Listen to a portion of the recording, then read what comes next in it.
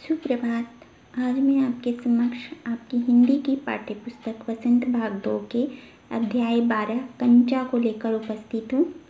कंचा एक छोटे से बच्चे अप्पू की कहानी है। इसमें बाल स्वभाव के बारे में लेखक ने बहुत ही अच्छी तरह से वर्णन किया है। जैसा कि नाम से आपको प्रतीत होता है, कंचा एक तरह की कांच की गोलियां होती हैं जिसे छोटे बच्चे खेला करते हैं। तो इसी कंचा विषय को लेकर के लेखक ने अप्पू के मन की बातों को बताया है। आइए शुरुआत करते हैं। वह नीम के पेड़ों की घनी छांव से होता हुआ सियार की कहानी का मजा लेता आ रहा था। हिलते डुलते उसका बस्ता दोनों तरफ झूमता खनकता था। स्लेट कभी छोटी शीशी से टकराती तो कभी पेंसिल से। यूं वो सब उस बस्ते के अंदर टकरा रहे थे, मगर वह न कुछ सुन रहा था न कुछ देख रहा था। उसका पूरा ध्यान कहानी पर केंद्रित था। कैसी मज़ेदार कहानी कौवे और सियार की।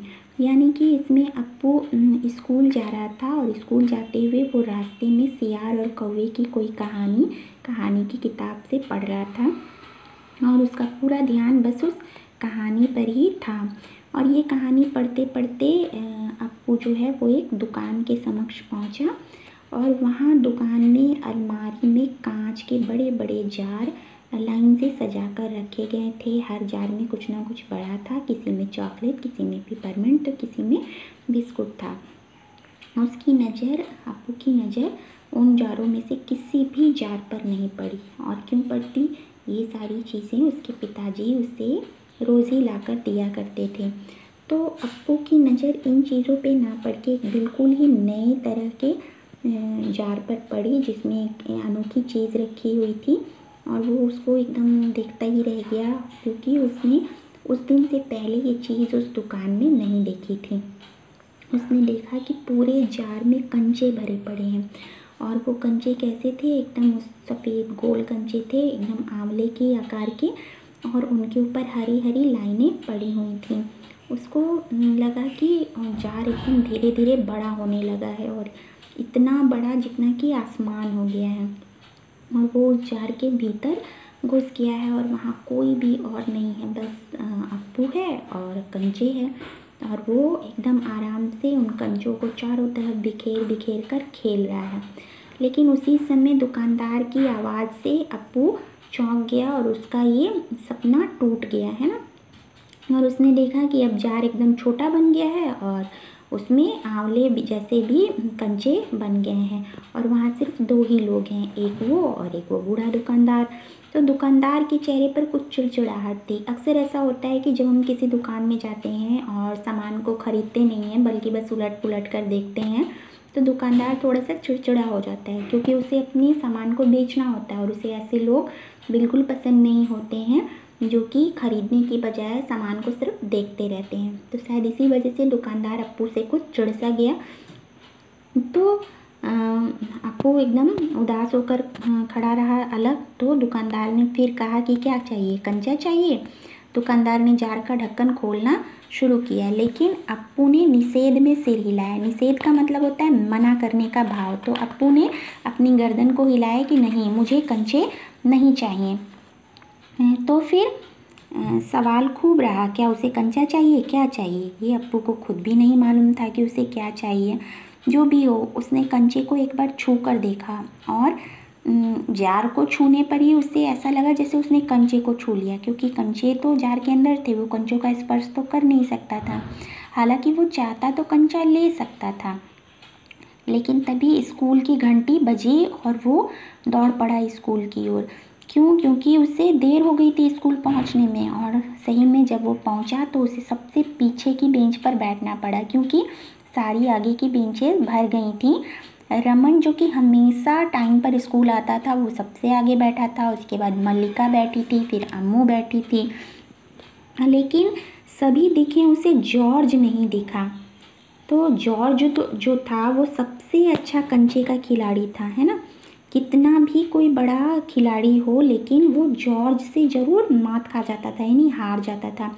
हारने पर यूं ही विदाई नहीं होती थी, बल्कि हारे हुए को अपने सारे कंचे जॉर्ज को देने पड़ते थे। तो जॉर्ज क्यों नहीं आया? अरे हाँ, जॉर्ज को बुखार है ना, उसने ये सूचना भिजवाई थी। तो अप्पू का ध्यान जो था वो कक्षा की ओर नहीं था। इतने में मास्टर जी का प्रवेश हुआ कक्षा में और अप्पू ने हड़बड़ी में पुस्तक को खोलकर सामने रख लिया। रेलगाड़ी का सबक था, यानी पाठ में रेलगाड़ी के बारे में पढ़ना था, पृष्ठ संख्या 37 पर उसने घर पर ये पाठ पढ़ लिया है। मास्टर जी बीच बीच में बेंच से मजे ठोकते हुए ऊंची आवाज़ में मेज ठोककर ऊंची आवाज़ में ये कह रहे थे कि बच्चों, तुम में से कई ने रेलगाड़ी देखी होगी। उसे भाप की गाड़ी भी कहते हैं क्योंकि उसका यंत्र भाप की शक्ति से ही चलता है। भाप का मतलब पानी से निकलती भाप से है। तुम लोगों के घरों में चूल्हों में भी।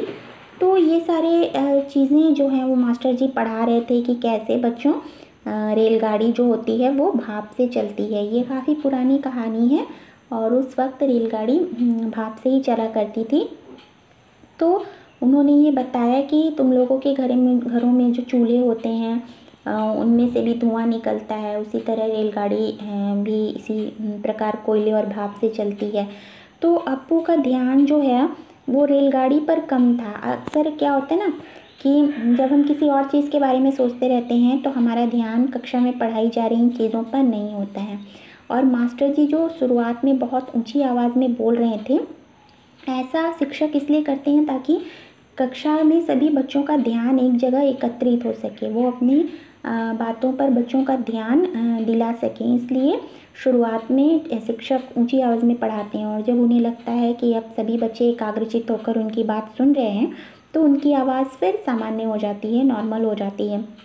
तो मास्टर जी की आवाज़ भी अब कम ऊंची थी और वो बच्चों को बता रहे थे कि पानी रखने के लिए रेलगाड़ी में एक खास जगह बनी होती है जिसको बॉयलर कहते हैं और ये लोहे का एक बड़ा सा पीपा यानी ड्रम की तरह होता है।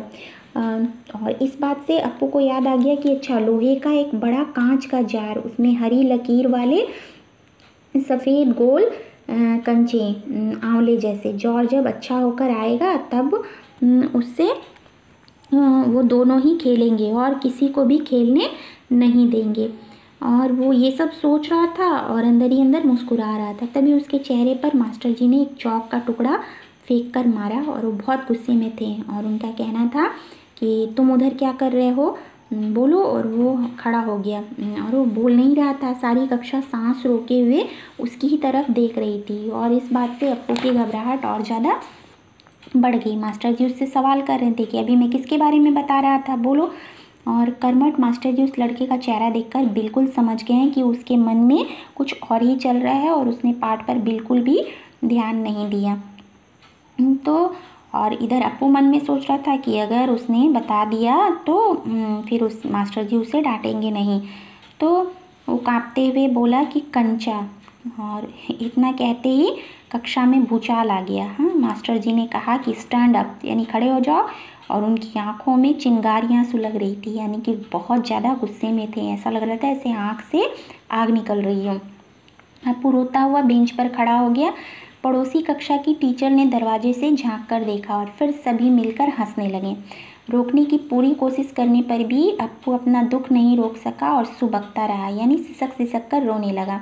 रोते रोते उसका दुख बढ़ता ही गया। सब उसी की तरफ देख रहे थे और उसकी हंसी उड़ा रहे थे।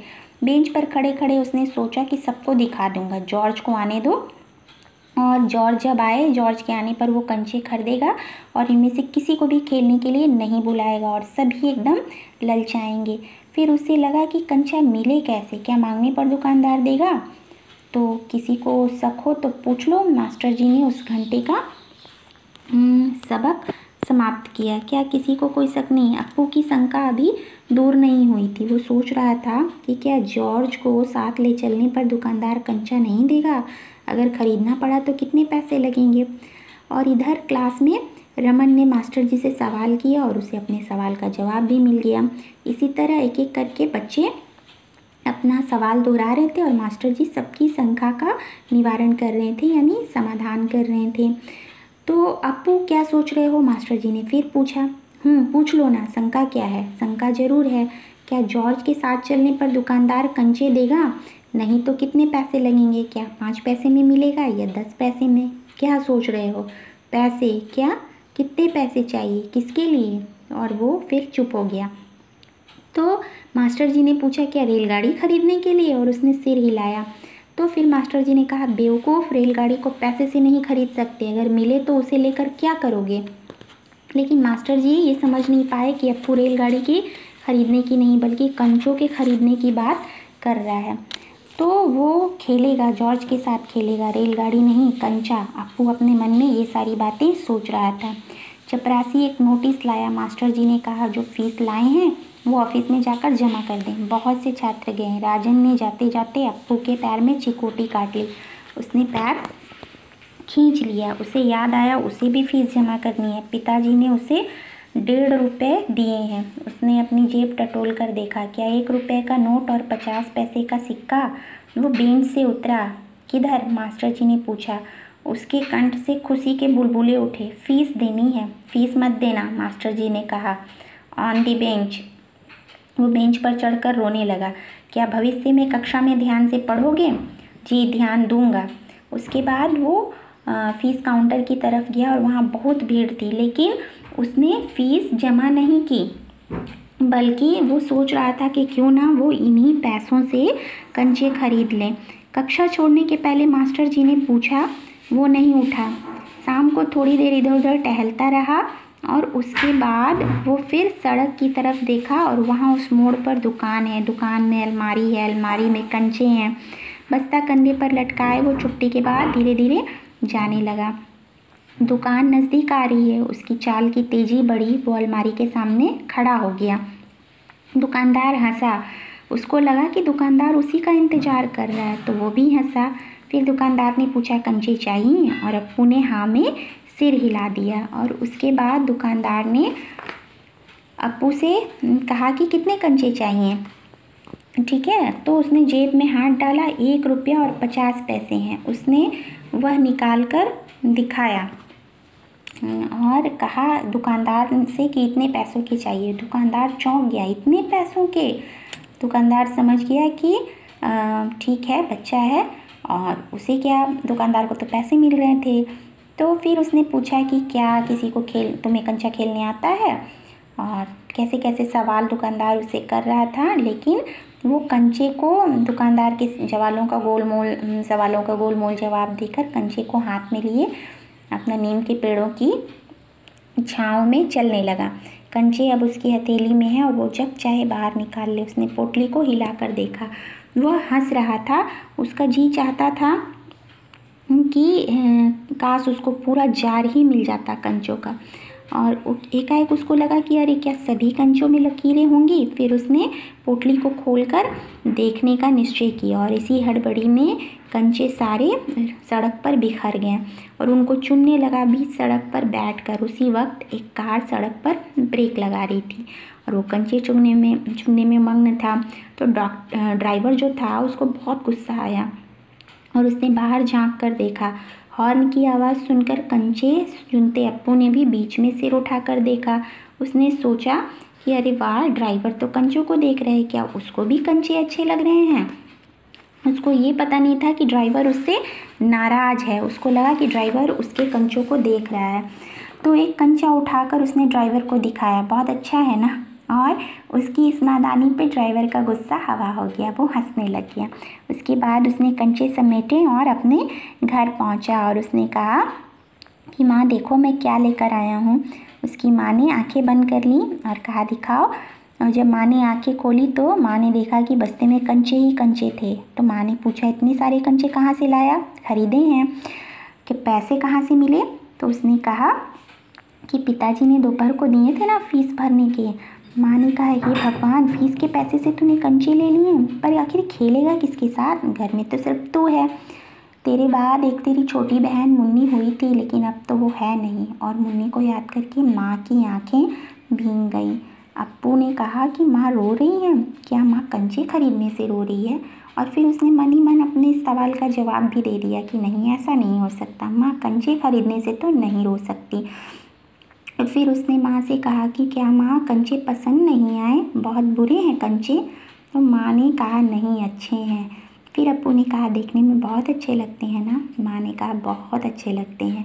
और इसके बाद माँ की ये बात सुनकर वो हंस पड़ा। उसकी हंसी देखकर माँ भी हंस ली और माँ के आंसुओं से भींगे गालों से अप्पू ने अपने गाल चिपकाए और अब उसके दिल में काफ़ी खुशी झलक रही थी कि माँ को कंचे पसंद आए और आखिरकार उसने कंचे खरीद ही लिए। तो इस तरह इस छोटी सी कहानी में लेखक ने बच्चों के मन के बारे में बताया है कि अगर बच्चों का मन किसी चीज़ के ऊपर आ जाए तो वो उस चीज़ को हासिल करना चाहते हैं और फिर उस चीज़ के अलावा उनका मन और किसी भी काम में नहीं लगता है। बिल्कुल उसी तरह अप्पू को जब कंचे दिखे और कंचों को पाने की लालसा उसके मन में जगी तो कक्षा में बताई गई मास्टर जी की किसी भी बात पर उसका ध्यान नहीं रहा और अंततः उसने कंचे खरीद लिए। और जैसे ही कंचे उसके पास आए और उसकी माँ ने कंचों के अच्छे लगने की बात उसे बताई, वैसे ही अप्पू का दिल खुशी से